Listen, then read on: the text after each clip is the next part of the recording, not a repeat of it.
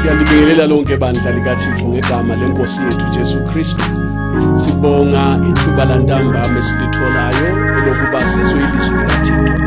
Sekuyisikhathi sokuba sisondele ezihlobo zami, siphathe amabhayibheli ethu, sivule inhliziyo, sivule nendlebe yethu, sizwe lokho inkosi esiphathele khona.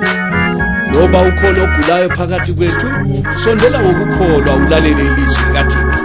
Lona ilizwi likaThixo linamandla, liphilile, futhi libukhali ukudlula inkemba ezikahlangothi zombili.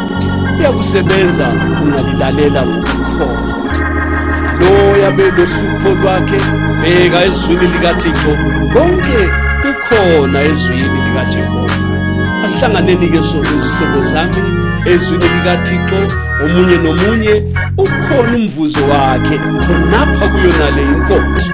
Konke okufunayo, konke okucelayo, konke okudingayo kuyatholakala enkosini, ngoba inkosi uJesu ifuyele bonke abakholwa egameni lakhe. Inkosi mayisibusise sonke.